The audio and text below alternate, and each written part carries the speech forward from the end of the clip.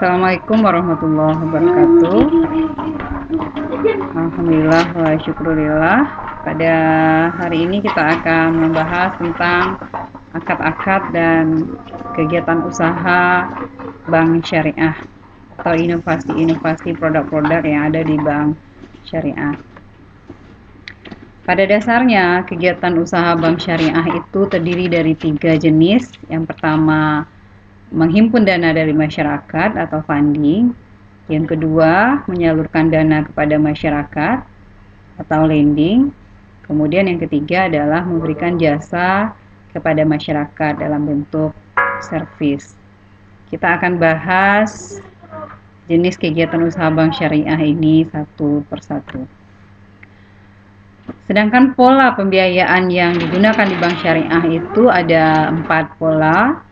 Yang pertama adalah transaksi bagi hasil, yang kedua transaksi sewa menyewa, yang ketiga transaksi jual beli dengan macam-macamnya nanti kita akan jelaskan. Kemudian transaksi piutang card dengan rohan atau card money yang tidak mengambil keuntungan sebagai akad pelengkap yang ada di bank syariah yang disebut dengan qardul hasan. Tapi ini tidak berlaku secara umum ya, hanya khusus untuk nasabah-nasabah tertentu saja. Sebelum kita bahas kegiatan usaha bank syariah, pertama kita akan bahas dulu dimensi syariah dari kegiatan usaha bank syariah itu sendiri. Apa saja syariah compliant yang harus dipenuhinya. Yang pertama adalah tidak mengandung unsur riba. Ini yang paling penting. Kenapa ada bank syariah? Karena kita ingin meninggalkan unsur riba yang ada di bank konvensional. Yang kedua adalah tidak mengandung unsur gharar atau ketidakpastian. Yang ketiga adalah tidak ada unsur maisir di dalam setiap transaksinya. Maka semua kegiatan usahanya harus terpenuhi unsur-unsur tersebut. Jadi kalau ada misalnya nasabah mengajukan pembiayaan dan ternyata kegiatan atau usaha nasabahnya adalah bergerak dalam unsur perjudian, kasino dan sebagainya, maka bank syariah tidak boleh menerima pembiayaan seperti itu. Yang keempat adalah menjalankan bisnis berbasis kepada keuntungan yang halal. Nah, ini tentu saja syariah compliant yang harus terpenuhi karena bank syariah adalah bank yang menjalankan kegiatan usaha berdasarkan kepada prinsip syariah. Yang kelima adalah menjalankan amanah yang dipercayakan oleh nasabah. Dan yang terakhir adalah mengelola zakat, infak, sedekah sesuai dengan ketentuan syariah. Jadi pada dasarnya bank syariah itu meskipun core utamanya adalah profit oriented, mencari keuntungan, tapi core sosialnya juga harus tetap ada dalam bentuk zakat, infak, sedekah, dan lain-lain. Baik, berikutnya kita akan bahas ketentuan-ketentuan yang harus ada dalam setiap transaksi bank syariah. Yang pertama adalah akad atau kontrak yang digunakan untuk pengumpulan dan penyaluran dana sesuai dengan prinsip-prinsip syariah atau aturan-aturan syariah yang sudah ditetapkan. Atau dalam istilahnya adalah syariah compliant. Yang kedua adalah dana zakat dihitung dan dibayar serta dikelola sesuai dengan aturan dan prinsip-prinsip syariah. Yang ketiga, seluruh transaksi dan aktivitas ekonomi dilaporkan secara wajar sesuai dengan standar akuntansi syariah yang berlaku. Yang kelima, lingkungan kerja dan corporate culture sesuai dengan syariah. Yang terakhir, bisnis usaha yang dibiayai tidak bertentangan dengan konsep syariah. Dan terdapat dewan pengawas syariah sebagai pengarah syariah atau keseluruhan aktivitas operasional.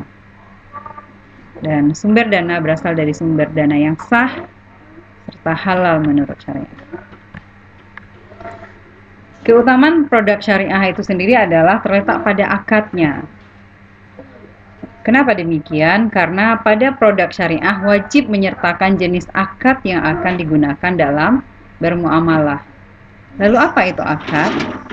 Akad adalah kesepakatan dalam suatu perjanjian antara nasabah dengan pihak bank.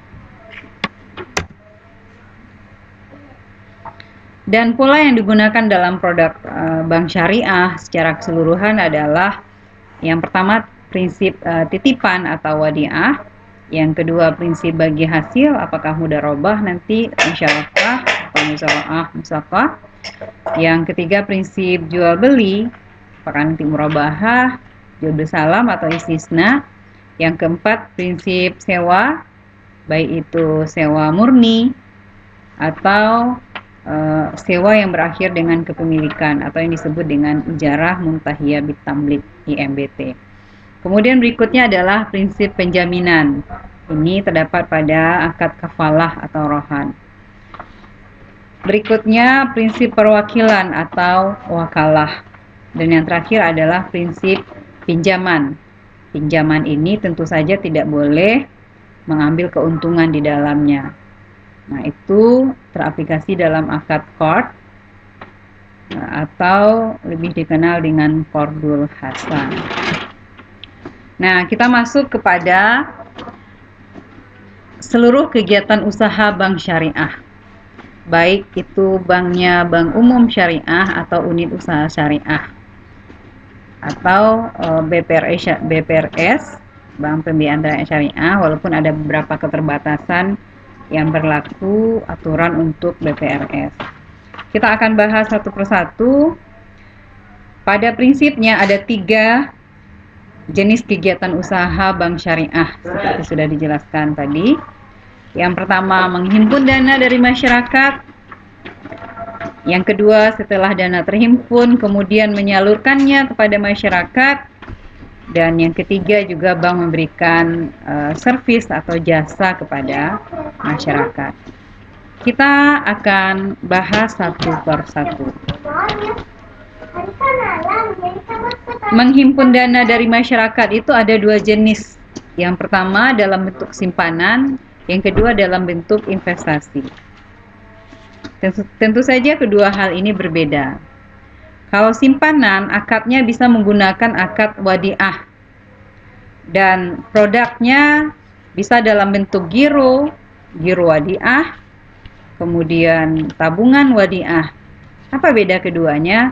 Kalau giro wadiah, nasabahnya tidak mendapatkan keuntungan dari titipan dana kepada bank syariah. Nah, akan tetapi bank dalam hal ini boleh memberikan bonus. Jadi tidak ada bagi hasil atau dalam buku tabungan itu ditulis dengan basil. Tapi kalau dalam wadiah tidak ada bagi hasilnya, yang ada adalah bonus dan itu juga tidak boleh diperjanjikan di awal. Jadi kalau ada bonusnya, alhamdulillah. Kalau tidak, maka nasabah juga tidak bisa menuntut keuntungan kepada pihak bank syariah karena dia adalah akadnya wadiah. Tapi kelebihannya kalau wadiah biasanya tidak ada biaya administrasi. Jadi kalau ada nasabah menabung, nanti akan disuguhi 2 akad itu, apakah mau mengambil akadnya wadiah atau akadnya mudharabah. Nah, kalau wadiah dia titipan. Ya. Jadi ada giro wadiah, ada tabungan wadiah. Jadi kalau bedanya antara giro dengan tabungan, kalau giro itu bisa diambil melalui cek dan bilet giro, kalau tabungan dia bisa diambil menggunakan buku tabungan atau kartu ATM. Itu dalam bentuk simpanan atau tabungan. Jadi bisa tabungannya berupa tabungan wadiah. Yang kedua dalam bentuk investasi. Ini tentu saja orientasinya adalah memperoleh keuntungan. Jadi kalau ada orang memiliki kelebihan uang, kemudian ingin berinvestasi, tapi ke sektoril mungkin tidak punya skill, lalu investasikan uangnya kepada pihak bank, lalu bank akan memberikan pilihan apakah akan mengambil dalam bentuk produknya tabungan atau deposito. Nih, kalau tabungan dia tidak memiliki jangka waktu, tabungannya bisa diambil kapan saja, si nasabah memiliki keinginan untuk mengambilnya, tapi kalau deposito dia memiliki batas waktu. Apakah 1 bulan, 3 bulan, 6 bulan, 12 bulan, dan seterusnya. Dan tentu saja tingkat profitnya juga berbeda antara waktu yang sudah dijelaskan tadi. Jadi ada 2 jenis akad yang ada dalam produk funding ini. Bisa akadnya adalah wadiah, khusus untuk giro dan tabungan.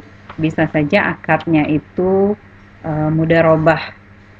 Mudharabah untuk tabungan mudharabah. Yang tadi bedanya, kalau tabungan mudharabah itu biasanya ada biaya administrasi. Akan tetapi nasabah juga dikenakan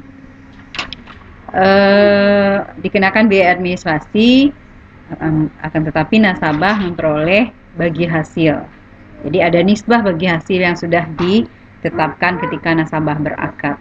Jadi biasanya nasabah itu luput dari pemahamannya ketika menandatangani itu, tidak melihat berapa bagi hasil yang akan diperoleh, padahal itu sudah ditetapkan. Begitu juga dalam deposito, di pamflet di depan bank itu sudah dipajang berapa tingkat bagi hasil pada bulan ini, dan itu juga sebenarnya bisa dinegokan.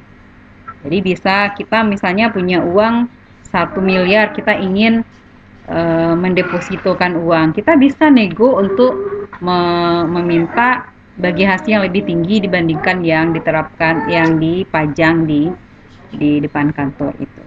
Jadi masih ada opsi nego dalam deposito itu sendiri, dan ini biasanya nasabah tidak mengetahuinya. Jadi itu harus berbeda. Yang kedua adalah kegiatan usaha bank syariah itu menyalurkan dana kepada masyarakat. Tadi setelah terhimpun uang dari masyarakat, apakah dalam bentuk simpanan, apakah dalam bentuk investasi, kemudian dana yang terkumpul itu harus dikelola oleh bank syariah untuk memperoleh keuntungan, dan keuntungan itu juga nanti akan dibagi kepada nasabah. Ya. Dengan cara apa saja bank syariah itu menyalurkan dana yang tadi sudah dikumpulkan dari masyarakat? Kita akan bahas satu persatu. Yang pertama adalah bank syariah melakukan penyaluran dana lending atau financing, ya, dalam bentuk akad jual beli. Dalam bentuk akadnya adalah jual beli. Dalam jual beli ini ada 3 jenis pembiayaan yang dilakukan oleh bank syariah. Ini konsepnya adalah jual beli. Dalam konsep jual beli ini, bank melakukan pembiayaan yang pertama dalam bentuk pembiayaan murabahah. Apa itu pembiayaan murabahah? Yaitu jual beli barang dengan margin.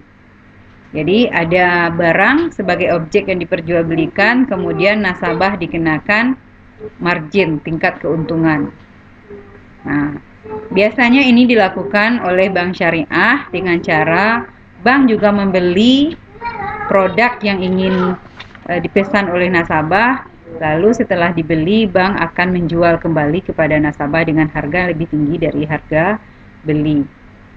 Nah, artinya ada markup dari harga pokok, karena murabahah itu adalah jual beli dengan tambahan harga pokok dan keuntungan. Jadi kalau pokoknya misalnya 100 juta lalu diambil keuntungan 20 juta, maka dia akan jual kepada nasabah dengan harga 120 juta. Itu namanya jual beli murabahah. Yang kedua adalah jual beli salam. Jual beli salam itu adalah jual beli dengan cara pesanan. Jadi dia dipesan dulu objeknya, kemudian dibeli oleh pihak bank dengan harga yang lebih tinggi dari harga awal tadi. Kenapa tuh?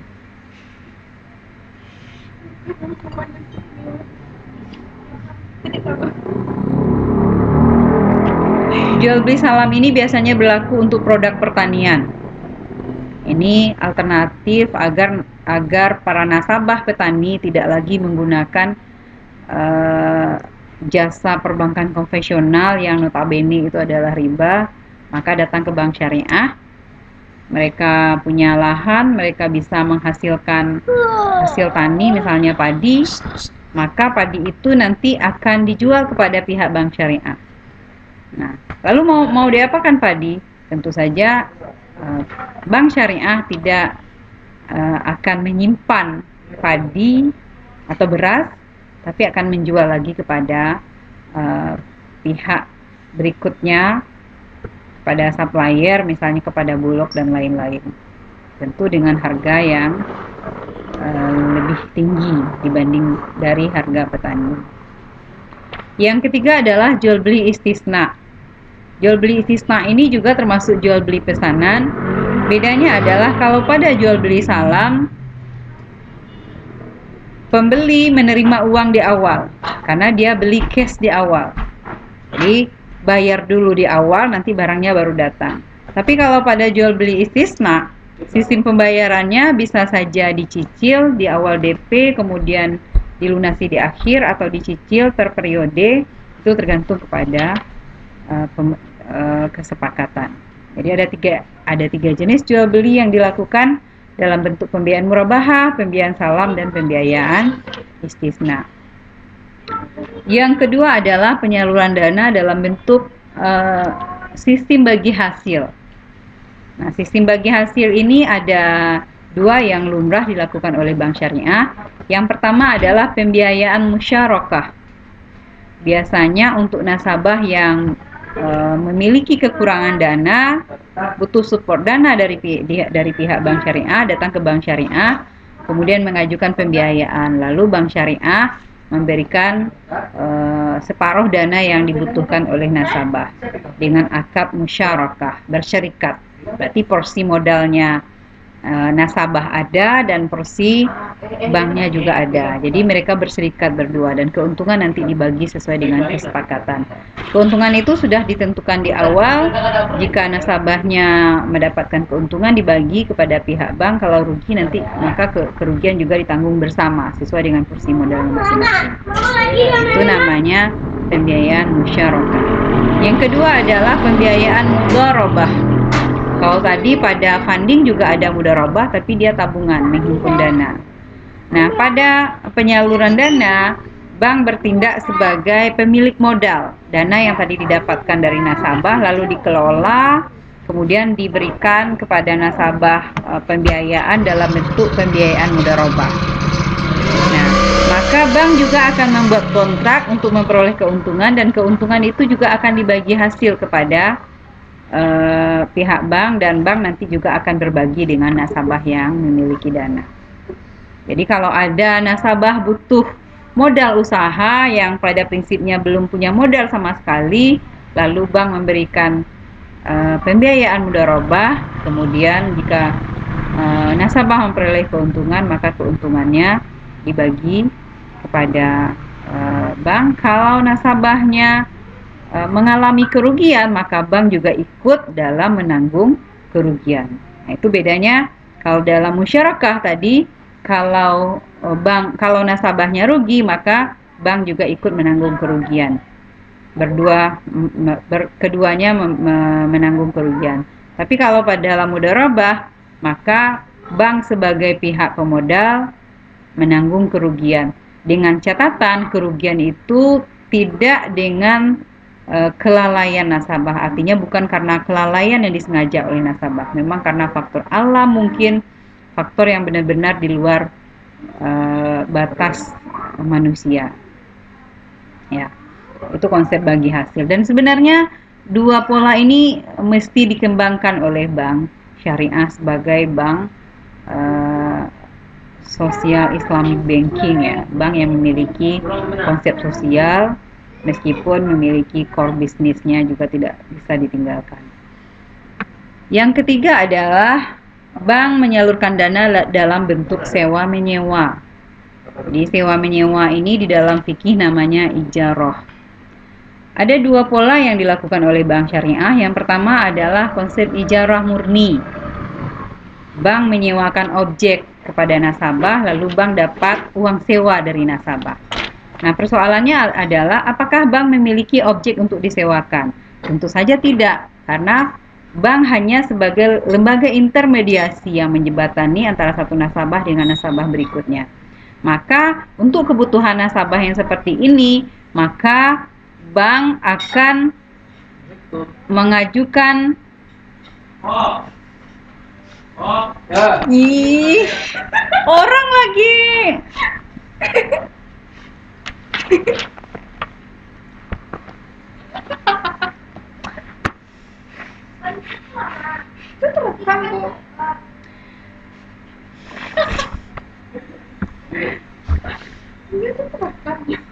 Oke, saudara-saudara. Ada iklan lewat tadi ya, Aris Komo sedang lewat jadi bikin macet. Oke, kita lanjutkan. Tadi adalah pembiayaan ijarah. Karena bank tidak memiliki aset untuk disewakan, maka bank akan menyewa ke pihak lain atau ke pihak supplier. Misalnya ketika nasabah mengajukan pembiayaan sewa ruko, bank tidak punya ruko, lalu sewa ruko tersebut kepada pemilik ruko. Taruhlah misalnya bank menyewa ruko seharga 50 juta untuk jangka waktu 1 tahun. Lalu karena bank adalah lembaga profit oriented, maka bank akan menyewakan kembali ruko itu kepada nasabah dengan mengambil keuntungan dari sewa yang tadi sudah disepakati dengan pihak pemilik ruko. Misalnya 50 juta tadi, maka bank mengambil keuntungan dalam 1 tahun itu 10 juta. Maka nasabah akan membayar sewa ruko itu dengan harga 60 juta. Nah, pembayarannya bisa saja dicicil per periode, per bulan, atau lamsam di akhir. Itu namanya ijarah murni. Yang kedua adalah ijarah muntahiyah bitamlik. Nah, apa pula itu ijarah muntahiyah bitamlik atau IMBT? IMBT itu adalah ijarah konsep sewa menyewa pada awalnya, akan tetapi orientasi dari orang yang menyewa itu adalah ingin memiliki objek yang tadinya disewa, sehingga terjadilah transfer kepemilikan di akhir kontrak atau akad yang telah dilakukan. Misalnya nasabah datang ke bank syariah untuk membeli mobil, tapi tidak diberikan pembiayaan dengan akad murabahah karena ada beberapa persoalan, tapi diberikan dengan akad ijarah muntahiyah bitamlik. Maka akad yang pertama adalah nasabah melakukan sewa menyewa mobil kepada nasabah dalam jangka waktu 1 tahun. Nasabah sudah membayar sewa selama 1 tahun. Lalu di akhir kontrak nanti nasabah akan diberikan 2 opsi. Opsi pertama adalah nasabah diberikan opsi untuk hibah jika harga sewa mobil yang sudah dibayar selama 1 tahun itu sudah memenuhi ekspektasi keuntungan yang ingin diperoleh oleh bank. Jadi tinggal dihibahkan saja kepada nasabah dengan akad baru.